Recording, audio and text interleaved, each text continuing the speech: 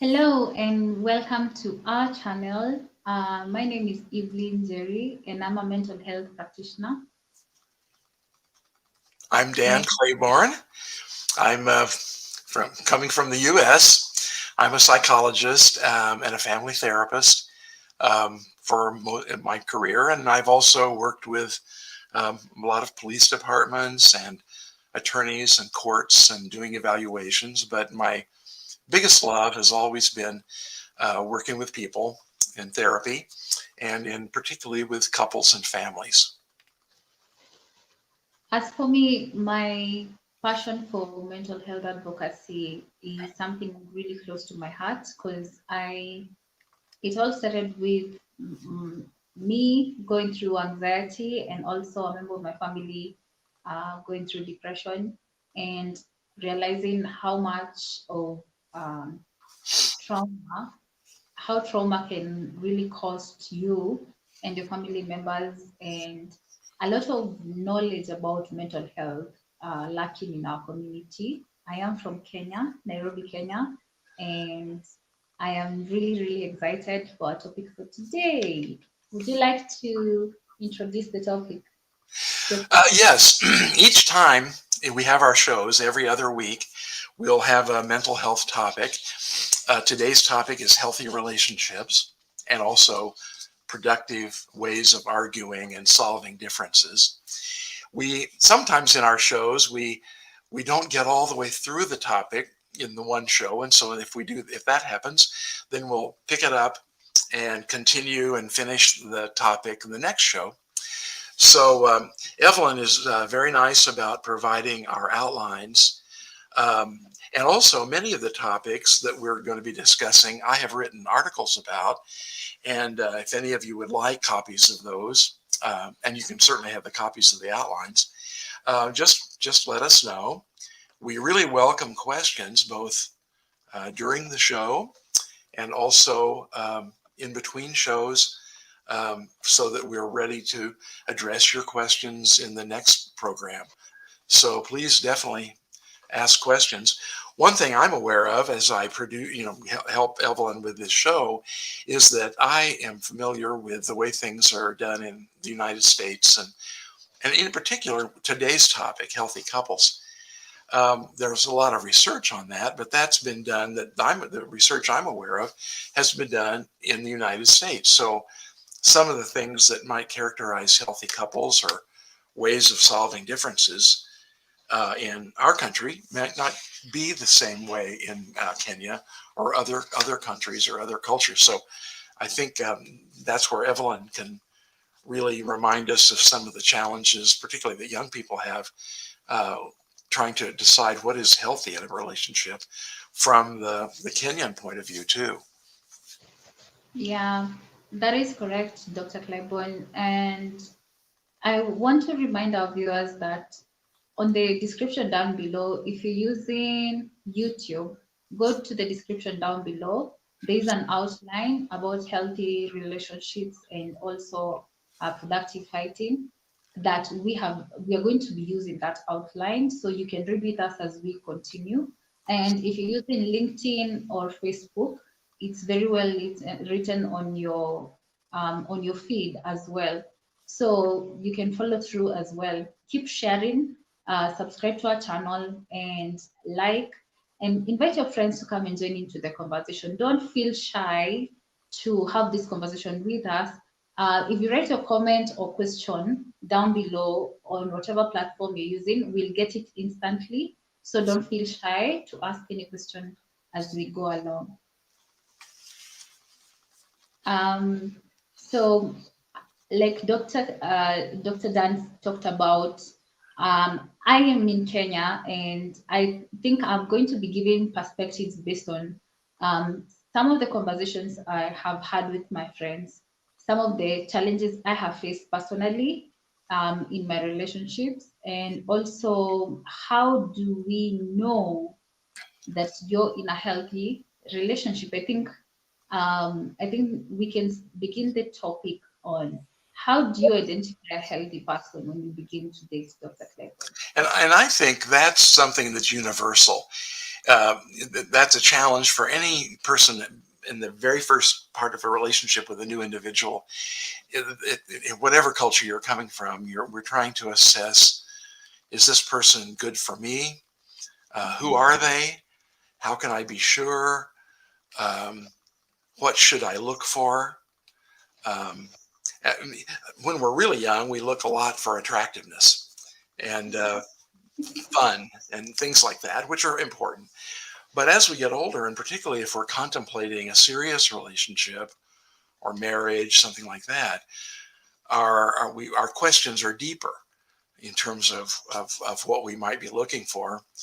And interestingly, some people think that the very first one or two meetings with a brand new person, you have the most chance of finding out the honest truth about them. Because once people have developed feelings for each other, then they may censor and select more of what they reveal. But in the first meeting or two, when people are just asking questions back and forth, Mhm. uh, you may have more of a chance to find out some really important things. Anyway, so we'll talk about that. But I think it is universal. We want to know, is this person good for me? What would they be like in the long run? What are their values? Um, can they be trusted? Things like that. What do you think, Evelyn? Well, I think, okay, like for Kenya, people have different dating cultures. So there are people who believe in going out on dates. There are people who begin their relationship as a friendship. Like you like someone, or maybe they are an acquaintance, you met them. Like I think every relationship is different based on where you met someone. Uh-huh. And some people begin their relationship like maybe you meet maybe at work or maybe like in a social event or something like that, but it begins as a friendship. And I think along the friendship, maybe someone realizes, oh, you have characteristics of someone that I actually like.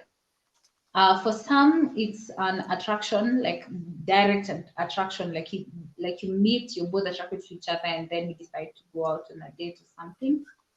I think we also have really unhealthy ways of starting relationships sometimes. I don't know. I think it's also universal where people don't like pay attention to find out really who this person is, and they do not establish boundaries. They go to very extreme extents to allow the other person in without necessarily vetting the other person. And I think there are different ways people start relationships.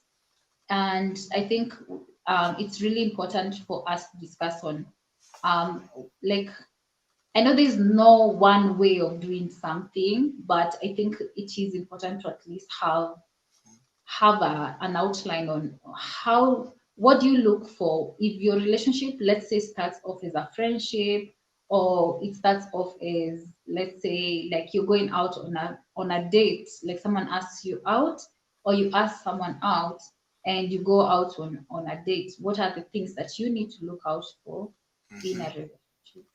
Right. No, I think that's really true. Um, the research that I'm aware of points us to a couple of interesting things. The one is in the research in our country, the best predictor of the outcome of a romantic relationship is really whether people have at least some interests in common. It doesn't seem like a very deep quality, but it turns out that that's one of the best predictors. If two people have no interests in common, they're the relationship very often will not work out. Um, one of my favorite things to ask people about when you're first meeting them is to ask them to talk about their family or their friends, and eventually, if it turns into a more serious relationship, getting a chance to meet their friends or their Yeah. family, so you can get a sense of how healthy and balanced and mature the person is by the types of friends they have and the way their family operates. So you can't know that on a first date, but in the beginning, some point in the relationship, find can find out about some of those things, and that tells you a lot about the person. The other thing the research shows is that couples, in the long run, they are much more likely to be happy and to last a long time if they have a similar level of what we call cognitive complexity.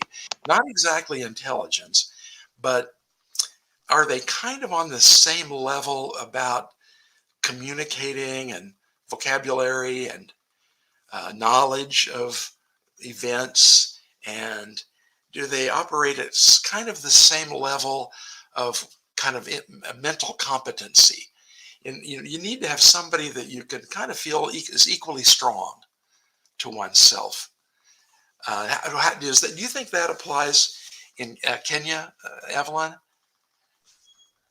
I'm having a technical issue and I could hardly hear you. I was trying to figure it out. But do you mind repeating the question? Yes, what I was thinking, there are a couple of predictors from research in terms of predicting a relationship lasting a long time and being successful. Are you able to hear me now? Do you mind if I log out and log in again? All Just a right, minute. I'll Yeah. go ahead and keep talking. Uh, Okay. anyway, and those things are um, interests in common, having some, not all interests in common, having some interests in common, and being able to talk about things on a similar level of, oh, sophistication or intellectual competency. You don't, it's uncomfortable to be with somebody that you feel like is way above your own level of expressing themselves and understanding things, or at a much lesser level. Those relationships don't tend to work out so well. And then the importance of finding out about the person's friends and meeting them, hopefully, and their family. Um, it doesn't really mean that if a person has some issues or problems in their family of origin, that they are not successful or able to be successful at a healthy new relationship. But it would then be something to watch for. And particularly for women, I would think the one thing to watch early in a relationship would be, does the other person listen to you when you're talking? Listening turns out to be very important in healthy relationships. Are you able to hear me now, Evelyn? Yeah, I can hear you. Okay, I'm sorry about that. Yeah. good, good. I was just talking about the importance of listening, uh, Oh, yeah.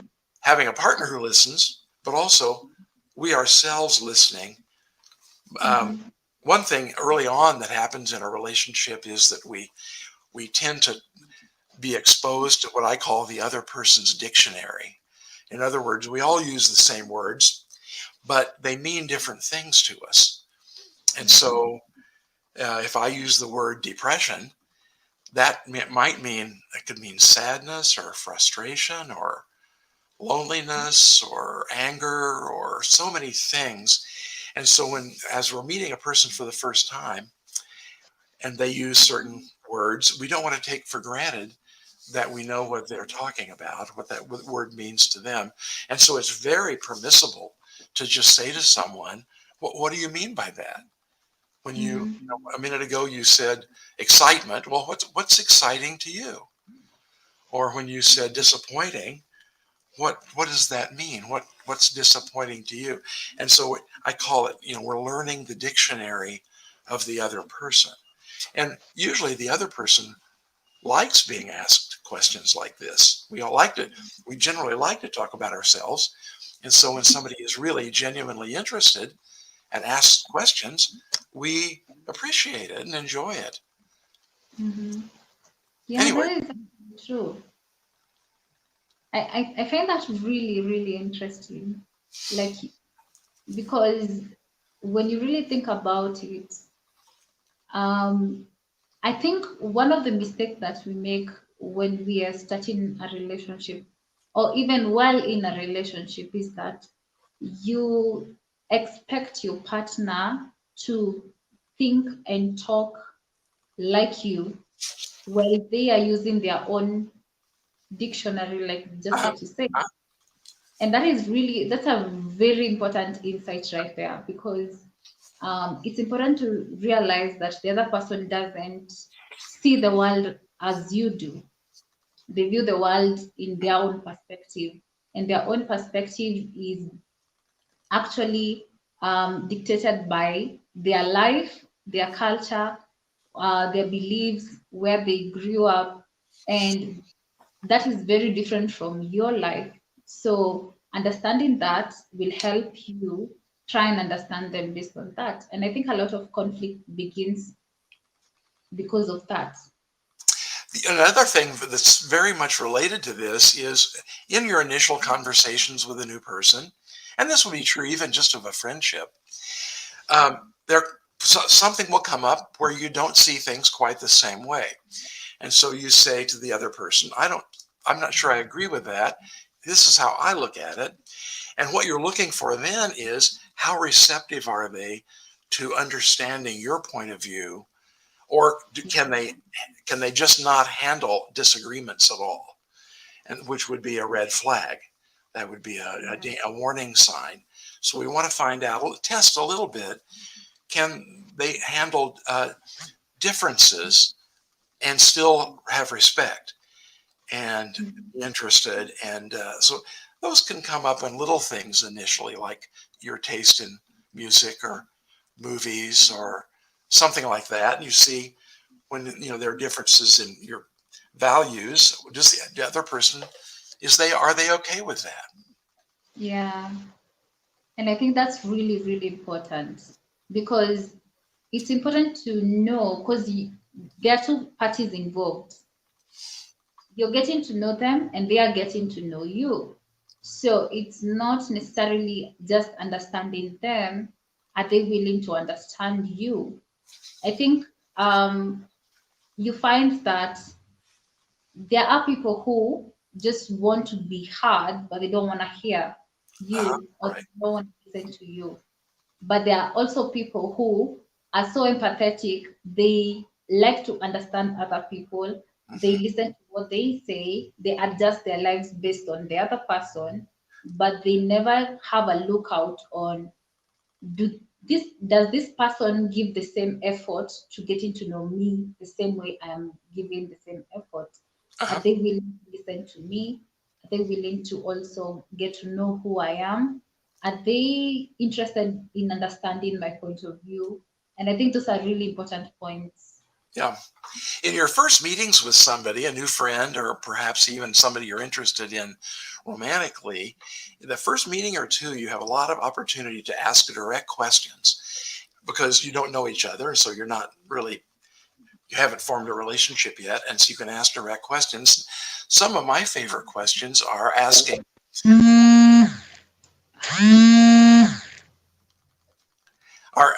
who in your life has influenced you. Are there certain people you look up to? And then the person tells you who they are. And so then you get to understand, well, why? Why? What did you learn from that person? Why? How did they influence you? Um, Another question I like to ask kind of early on is, what uh, what things make you laugh? And because one of the things we know about healthy couples is they laugh together. Not always or every day, but they definitely can laugh about some things together, and that seems to be one of the hallmarks of having a healthy relationship. So in the beginning, you can ask the other person, what have you found lately that really made you laugh? What is funny?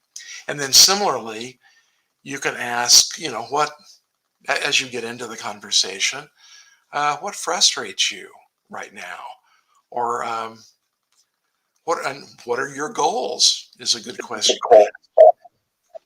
Some people think that some people think that they have to wait until further into the relationship to ask personal questions, but actually, it's best to ask them in the very beginning when you don't have any vested interest in the relationship necessarily. You're just exploring. And so you can ask questions like, what makes you laugh? Or what are your goals for the next 10 years? Or um, what did you like best growing up in your family? Um, Mhm. what have been the most impressive moments you've had in your life so far? Just anything you think of, and you can just ask them. You're almost as though you're interviewing them, which you are interviewing them, and that's appropriate. Hopefully, they'll ask you the same kinds of questions. And as I mentioned earlier, people like to talk about themselves usually, and so get to see not only what the person says, but how they handle it, and are they open and non-defensive and cordial and happy to share, or are they guarded or reluctant to share, or don't answer the question at all and just throw it back to you? Just their style of interacting. Um, that is really, really interesting. And it's one of the things that I learned when I started learning about what a healthy relationship is all about. I actually came to realize that society has actually brought up a girl or psychologically prepared a girl to think that she was built for a man. And what this does is that, like at the beginning, especially when people start dating when they're really young, on a date, a girl will not ask questions. She will be more concerned on, does he like me? Do I look nice? Does he think I'm pretty? Does, like, you're mostly thinking about, what does he think of me? Do I look nice? Does he think I'm smart? Let me say this, because you're basically focusing on impressing this person, and you forget that it is really important for you to be interviewing this guy. Like, as much as he is asking you questions to get to know you, you also have a responsibility to get to know him. Because if you're so focused on impressing this person, you forget to ask the most important things, especially when you're infatuated with someone. You're so focused on um, your the impression you're going to give this person, that you forget that it is important for you to interview them. As much as they're interviewing you to be their girlfriend, you're I also interviewing them to be your boyfriend, and hopefully a long-lasting relationship. So it is important to ask questions, and I think some of the questions that Dr. Klebon has talked about are really, really important. It well, is important. I agree with that, and I think one thing to keep in mind is, if particularly if you're meeting somebody with the idea that you're looking for a relationship, a longer relationship, and that person may be also, and the thing to keep in mind is there's going to be a lot of interest and romance in the beginning, but Mhm. ultimately you're wanting to be a member of a team that Yeah. functions together. And Mhm. what we're trying to assess a little bit in the beginning is, can that person work with me? Mhm. I ask questions, they answer them. They ask questions, I answer their questions. Can Rather than one person dominating and taking over. And one thing I'd like to mention here is that, particularly in our country, a lot of times women have been acculturated not to interrupt. And so if a man starts talking, and the woman is supposed to not interrupt, but that really isn't very healthy. Men don't Mhm. mind being interrupted in our country, at least, and I don't know about Kenya, but if they aren't interrupted, they'll keep talking. And so it's fine, and especially in those first few meetings, don't let the other person have too much of the floor. This that first meeting, or all the first few meetings, ought to be somewhat equal in terms of sharing, listening, Mhm. laughing, um, Mhm. disagreeing, and can in the big picture, can the other person tolerate equality? and respect. And because we're looking down the road to functioning for many, many years as a team, not as Yeah, a dictatorship. yeah. And I think that is something like, quite honestly, like a lot of Africans have been raised in households where like dictatorship is kind of norm. Hmm. And it becomes, you grow up in a toxic environment where you feel like, especially you're told when you're young, you're told like, um, don't speak when adults are speaking, you know, or a woman should keep quiet when the man is speaking, or when men are talking, women should be quiet. Uh-huh. Um, and like with the new era right now, is that like we've been taught some of these cultural perspectives are very toxic, and it's hard for a woman like to comments that now like you have this, you have a, like you want to declare what you want, what you need and all that, or what you're looking for, and even asking questions and all that. But now people are embracing that. But the problem is, you'll find like there are men who are not comfortable with that because they have adapted the cultural perspective. No, a woman shouldn't speak. I'm talking. You need to keep be quiet and all that. And I think it is really important for an individual. It doesn't matter whether you're a man or a woman, to evolve and learn some of the things that you don't feel comfortable as, because every single human being has a right to do what they want and say what they want. So if you don't feel like you have the proper environment to communicate how you feel, then I think it's important for you to know that that is not the environment you want to enter. And the way you know that is by testing it in the beginning of a relationship. Hmm. Hmm. You know, now this again is from the United States, but the research on couples in the long run shows that couples that are kind of equal in terms of their intelligence and intensity and humor and all sorts of things, they tend to clash and argue a little bit more in the beginning of the relationship when they're putting things together. But those kinds of couples that are somewhat kind of equal tend to have a much longer lifespan as a couple. Couples that where one person is dominant and the other person is submissive, and one person's talkative and the other person's quiet, and then they sometimes seem to be a perfect match in the beginning. But that we call those complementary relationships, like one person's this way and the other person fits in this way. But those relationships tend not to last in the long run. Now, that could be different in different cultures where maybe they're supported, the relationships like that are more supported.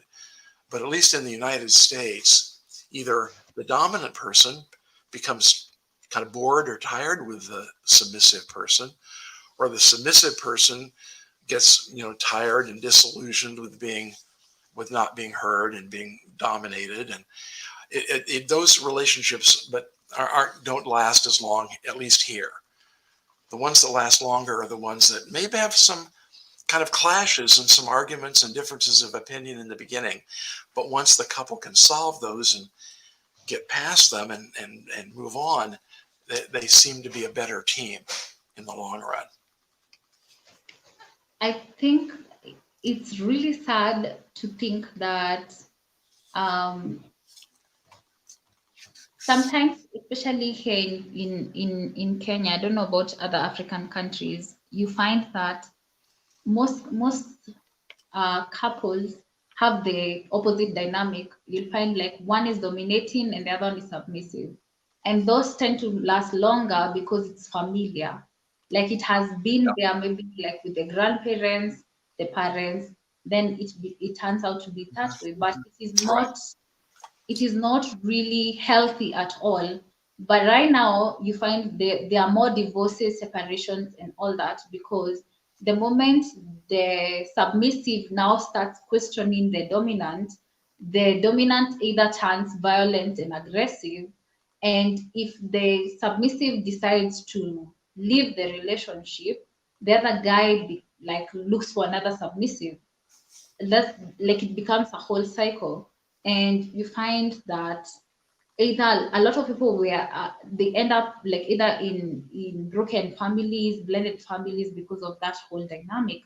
And it becomes so continuous that even when you enter a relationship now for yourself, you find yourself in such a similar, it's so normal.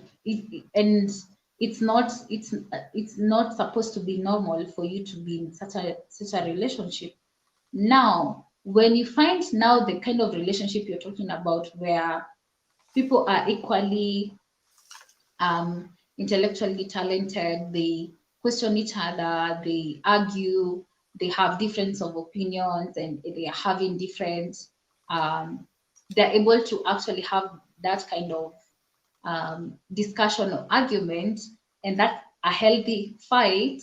You'll find a lot of people will be triggered and they will want to run. They will not know how to identify that this is a healthy fight. It's actually the battle of the minds. Your mind and mine are discussing something that we find different. Why? Because we are from different cultures, different backgrounds, and all that, and we're trying to see each other's point of view. And if you are able to stay there longer, you will find out that you actually like this person. You'll actually learn something from them. But I don't know. There's something that I listened to the other day, and it was saying like sometimes you don't stay. You have to stay long enough in a difficult situation for you to learn something. But sometimes you find like any sign of uncomfortability, most people run away, and it's so sad that that is happening a lot with the millennials and the Gen Zs. They do not like anything that makes them uncomfortable at all. I think, I've been reading a lot lately about countries and governments, and it seems like throughout history there's been a kind of a tension for a society between comfort and stability and cohesion and liberty and individual expression. And too much of either one causes instability in a society. And I think it's true with people. What do we want as we go through into our adult life and we find a relationship and perhaps get married? And do we want stability and comfort, or do we want to be an individual and be able to be ourselves and express ourselves, and or some combination of both? And Mhm. probably the best to aim for is something in the middle, where we Yeah. have the security of the with knowing the other person, I can trust them, and knowing they respect me and like me. But on the other hand, knowing that they don't always agree with me, and that Mhm. they allow me to express my opinions and I allow them to express their. So some combination of security on the one hand and individualism and being my own person on the other hand. Um, and of course, that where the balance is, each person can talk about that, and the two people together can pick what what where in the middle is best for them. And that Yeah. we, like Evelyn says, a lot of this will be influenced by our families and our cultural traditions. Yeah. People who enter into relationships and they turn out to be different from each other, which is really always true. The couples that seem to handle things best are the couples that take turns on things, like where they want to go on a weekend, or um, when they want to make love, or whatever. People are just inevitably different from each Yeah. other. And so the happiest couples, in my experience, don't compromise like in the middle somewhere, but they actually take turns. One time they'll do a certain thing, one person's with one person's preference, and then the next time they'll do it the other person's preference. And Yeah. overall, each of them half the time gets what they really would like. Whereas with compromising, each person is always not getting quite what they want. So I've noticed that over the years that the healthy couples take turns with many Yeah. different things, disciplining the children, um, what to have for dinner, um, whatever it might be. They realize we're different, so we'll just take turns. And half the time I'll do it your way, and half the time, hopefully, you'll be happy doing it my way. Does that make Yeah. sense to you, Evelyn? Yeah, it does. And I think that's really important because you can in Kenya we have these funny memes and jokes that we a lot of people are in situationships, and a situationship is where you think you're in a relationship but you're not. You're dating yourself, like you think you're dating someone but you're not, because you're the one making the suggestions, you're the one making the effort, the other person has zero interest in you, but you keep it. I think that is really important to know that it's important for both of you to have terms, and the same effort you're giving, the other person should be able to give you the same. And I think the taking turns in making decisions or giving suggestions is really, really important. Hmm. Mm. Something else that I notice about happy couples and healthy couples is that they're honest with each other. Now, that Mhm. doesn't mean they tell each other everything. Yeah. There's a difference between openness and honesty. So they may not express everything, but whatever they do express is truthful and Mm-hmm. honest. Um, and that you can begin to test out early in the relationship by saying, if you disagree with the opinion of the other person, or you have a different preference than that person does, that's honest. And so you put it out there, and then you get a chance to see, can the other person respect my honesty, even if it's not the same opinion that they have. Yeah.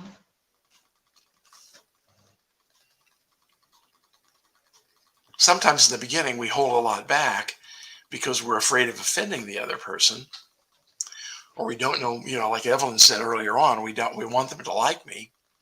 But we do want people to like us, but we want them to like us for who we really are. Yeah, Uh, that's we could pretend to be someone different and they like that person, but eventually that catches up to us because we're not really that person. yeah. And another question I like to ask in the beginning, when you're talking to somebody else and you get into the topic of relationships, you can ask them, about a previous relationship they've had, and what happened, what didn't work out, and Mm-hmm. see if number one, are they able to talk about it, and number two, well, what was it that they did, and also, did they learn anything from it? What did you learn from that? And then maybe they'll ask you the same question. Those are good questions for adults to ask each other. Yeah. And also, are they quick to blame the other person? Right. Because that is an indication of someone who doesn't take Uh-huh. responsibility. Because every relationship, breaking on or making, the breaking and the making of a relationship takes two people. So if the relationship did not work because the other person did something that you didn't like, it also means that maybe you did not communicate your feelings, and you did not communicate them in a way that the other person understands. Every single person is responsible for the making and the breaking of a relationship. So if they are quick to blame the other person and take zero responsibility for the relationship failing, then that's a clear indication of someone who doesn't take responsibility. And that can be, when you're talking to another person in the beginning, can also apply to jobs or a career path that they tried. And like Evelyn says, if whatever it is that did not work out, if they take some responsibility for that, making a bad choice, or whatever, that's a good sign that they're taking some responsibility for it, and not just simply blaming the other person. Yeah. And also, I think one of the things I like to look out for as well is when someone is constantly blaming the other person, it means they see themselves as a victim. They Mhm. don't see themselves as someone who has control over their own life. So that would mean that if you get into their life, they will expect you to take responsibility for their life as well. And a relationship requires two people who are both healthy mentally, emotionally, physically, and Yeah. everything. Okay. Physically, not necessarily, but especially mentally and emotionally. So if someone is constantly seeing themselves as a victim, that's a red flag as well. Right. That's definitely another one of the things we wanted to mention about healthy couples. Each person takes care of their own welfare, um, Mhm.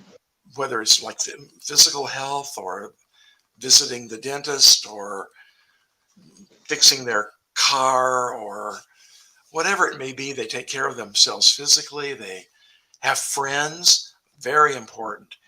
Um, it's so important to us socially and emotionally to have friends outside of a primary relationship. We have our primary relationship, but friends are really crucial. So if you're meeting somebody and it turns out that person really has no friends, that's another warning sign. We don't know what it means exactly, but it wouldn't be a good sign.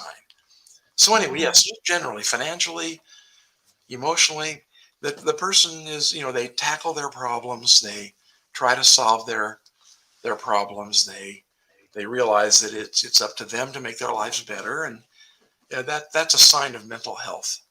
So yeah, I'm glad you mentioned that. yeah. And I like that because also your partner will not be able to give you every single thing that you need. You are responsible for your own happiness, Uh-huh. responsible for your own life. Right. That is, you're responsible for your finances and everything, your finances, your health, and everything else. So the person um, doesn't owe you anything. If they are nice to you, it's because they would like to. You're giving them, like, they're given a chance to be with you and be nice to you, but they don't owe you that. Like, there's a sense of entitlement that people enter into a relationship because someone is my boyfriend, because someone is my girlfriend. I deserve for them to treat me in a certain way, but that is a decision they have to make for themselves. And when you take care of yourself, you're able to give someone the opportunity to be there for you or not. And that whole dynamic will help you to see whether you're in a healthy relationship or not. But if you are constantly relying on someone for everything, including your emotional support and your mental health and everything, it means that you will overburden this person and maybe you might lose them because they are not able to be everything you need. That's why it is important to have relationships even with your friends and family, because there's something your family will give you that your partner is not able to give you. There's something that your friend is able to give you that your partner is not able to give you. And then there's something your partner is able to give you that everyone else is not able to give you. So that way you'll have balanced relationships without giving too much pressure on your relationship. One now that you're saying that, it makes me think of one other thing that could be a warning sign. Let's say you've begun dating someone and your friends have met that person, and if none of your friends like that person or think that person is right for you, Mhm. that you need to pay attention to that. Now, if one or two of them don't care for that person, that's one thing. But if everybody in your friend group and your family all think that person's not right for you, I would definitely pay attention to that. We've got a couple of other topics. Let me ask Evelyn what you think. One topic I wanted to talk about was how to handle a relationship when trust has been broken, like someone has had an affair or an outside relationship or something, how to repair that. And then the other topic is the other one we wanted to talk about would be arguing and fighting and working out differences and how to do that in a fair and productive way. And I'm thinking that maybe we can do one of those today, but not, and maybe we ought to do the other one in our next meeting. What do you Yeah, think? I also agree. Um, when I am very okay, it takes a lot for me to give out my trust to someone. Like, I am so mean with my trust. I don't know like, whether that's the correct way to do it. Like, someone has to really earn my trust. And for you to break it, especially with infidelity and all that, that for me, I usually feel like it's a sense of disrespect. And it's something that I don't know whether I'd be okay with, like, giving someone a second chance after an infidelity. Like, that's something I actually really struggle with, Uh-huh. because I usually feel like something you don't understand about yourself that has caused you to um, betray my trust, and that has nothing to do with me. If there's something um, you don't see in me, if there's something you don't see in me and you find like it's important for you to find in someone else, I actually prefer it if you leave. I don't know, like, you communicate to me and you are free to go and pursue this other person. But if you and I are in a partnership to build this relationship together, and you decide to seek someone else while still with me, I feel like that is very disrespectful, and I'm not able to. I don't think I can see past that. Like, for Right. me, um, once trust is broken, I don't know. Like, for me, it's actually like put me on the spot on this one. Well, that's leads into what I was going to offer when I'm working with couples and something like this has happened, but they want to still explore could they work it out eventually. But right now, it's too painful for one Mhm, person to trust the other person. My technique is to have what I call a relationship checklist, to have mhm, the couple think about, well, first of all, the person who has, let's say, had the affair or whatever, has to promise not to continue it. But assuming they are not going to continue that, then I encourage the couple to come up with a checklist of things that, if they're happening in their relationship, it means the relationship is good. So it could be things on the checklist could be, have we laughed together once this week?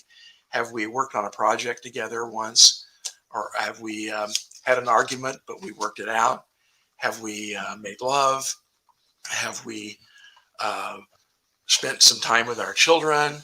I mean, whatever they can put on the checklist that signifies that if these things are all true, the relationship must be working. And so for a period of time, they don't trust the other person, they trust the checklist. So once a yeah, week, let's say, they look over the checklist together and everything has been happening just as they thought it should. That means things are okay for right now. But if several things are on the checklist are missing or didn't take place, that tells them that we still aren't where we need to be. So it's always impossible for one of the people to instantly have restored trust in the other person if they've been hurt. That nobody can do that very quickly, or if ever. But so I use this idea of the checklist, and a lot of my couples, even after things work out and they're back together feeling good, will continue to have the checklist just because relationships kind of evolve and change, and some new items might get put on the checklist that the couple wants to devote themselves to doing. Other old mhm, things might be taken off the checklist. It seems a little artificial to do this, but I found that it gives people an option, whereas just somehow trying to retrust the other person, they can't do it. It just isn't humanly possible. Does that make sense, Evelyn? Um, to be honest, I'm finding it hard because I am wondering. I think I am just maybe I'm being biased because I usually have a question. Okay, like what led to the person like pursuing someone else, and do we address that? Oh, yes. Yeah, I guess I was assuming we already had done that. You know, the couple had talked about that. The person who violated the trust apologized in a sincere way. That other mistaken relationship is ended. So, assuming all of that has happened, where can we go from here? But yes, those other things need to happen first. Yeah, I think that is what we need to discuss first because you see, many people apologize, and I find especially narcissistic people will apologize, they'll even like go down on their knees and they will cry and say they'll never do it again, and Uh, then 2 weeks down the line they are either back to the same person or to someone else. And how yeah, does someone know that someone is sincere and worth giving the trust back again? Because by the time we're sitting down in therapy and writing checklists, we could stay in therapy for years, but you keep hurting me so many times. I've seen couples go to therapy while the guy or the woman is still abusive, they'll still disrespect the uh, other partner, and they'll still do all these things. So therapy is like more of a phase. They will do the checklist, they'll do the work, but that is just a phase to appease the other person so that the other person can yeah, still have their trust, but they will keep doing the same thing over and over again, which I find to be um, I find it to be actually very traumatizing. right. So how That's really no true. is actually really sincere and it was just a mistake. Yeah. Yeah. I think the two things we want to look for in an apology, at least, one is that the person doesn't say, I'm sorry, but, and then they explain. That's not really a complete apology. They should, and really a sincere apology should be a straight apology, no buts. And then the second thing is how they behave after the apology. Like you're talking about, Evelyn. I mean, do they really change their behavior? And it takes a while for us to believe in that, even if they do. But yes, those are very important. Yeah, how sincere the apology really is, and Yeah.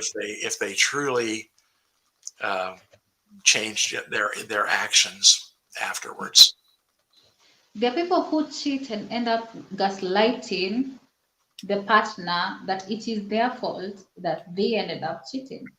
And it turns out to be like, oh, you work a lot, you're never there for me, you're doing this, you're doing that. Hmm. So it's like you that gives them license to disrespect you. And Right. Yeah, it's blaming the other person for uh, my transgression. I yeah, I violated the relationship because it's what of something you did. Yeah, yeah, yeah, yeah. yeah, That's not good. yeah, and I think like you don't, you do not, you don't correct something by doing something wrong. You correct it by communicating. For example, Right, right. yeah, if the partner is working too much and not giving you,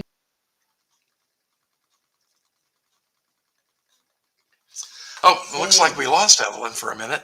Oh, are you there, Evelyn? yeah, I'm here. I don't know what happened. Hmm. Like it's important for your partner to it's important to communicate what it is that you need. Like you feel like your partner hasn't been giving you attention, communicate that. If you feel like he or she hasn't been available for you, communicate that. You feel like they're being disrespectful to you and not giving you peace, communicate that to your partner. Like healthy communication, communicate And effectively. I think That these things that Evelyn is mentioning now, let's say you're preparing to do that, you can also try that out on a close friend and say, here's what I'm thinking of telling my partner or asking them, how does that sound? And you can practice a little bit, and then you can do that with your partner. Evelyn, do we have any questions coming in today? I don't remember. I'm sorry, I lost one of the comments. There was a comment from Magdalene, and she's saying, "Thank you for bringing this conversation to us." I'm unable to bring it to the screen, but thank you, Magdalene, for watching, and every single person who is watching Oh, with us. yes. Yeah. Yeah, And and I think maybe next time we can talk about fair and productive ways of solving differences and arguing. We mhm, call it fighting, but we don't really mean literally fighting. But yeah, what but there anyone. are a lot of techniques and suggestions that make that go much better and keep it from being destructive. And so I think that deserves a show of its own, maybe. What do you think? Yeah. Yeah, I think that's really important. I feel so. I feel like there's a lot to discuss when it comes to relationships, and Uh, I'm glad we have discussed the beginning of the of how you can begin a relationship with someone, mhm. and some of the things to look out for, how to conduct yourself, the questions to ask. It's important to ask questions. I think that for me that is really really important. Always remember that this other person, you're interviewing this person to be in your life as the same way they're interviewing you to be in their life. Right. So I think it is really important for us to know how to begin a relationship. I think we should also have another discussion to discuss how healthy couples, people who have already made a decision to be together, how should they communicate to one Yes. another? Okay. Let's do that. I was just thinking that you're on the same track as I am, Evelyn. Yeah. Yes. And how to know once you're actually in a relationship, Mhm. what are some of the warning signs that it may not be as healthy as it should be for you? Yeah. So we could do Yeah. that, and then we could talk about fair, productive fighting methods. And okay, Yeah. that's really good. And meanwhile, if anybody has questions about those topics, even though we haven't talked about them yet, please let us know ahead of time, and we'll make sure we address them. Yeah. So thank you so much for every single person who's watched today. Remember that this conversation is online. You can find it on YouTube, LinkedIn, and Facebook. We're not deleting the topics. You can still find them out there. If you have any questions, especially about the topics that we have just discussed and the previous topics that we have discussed before, feel free to write to us on the three platforms and we'll be sure to reply back to you. Thank you so much. My name is Evelyn Jerry from Kenya, Nairobi, Kenya, and I am a mental health practitioner. Have a And good night. Dan Claiborne from the US. Good night. Bye. Bye.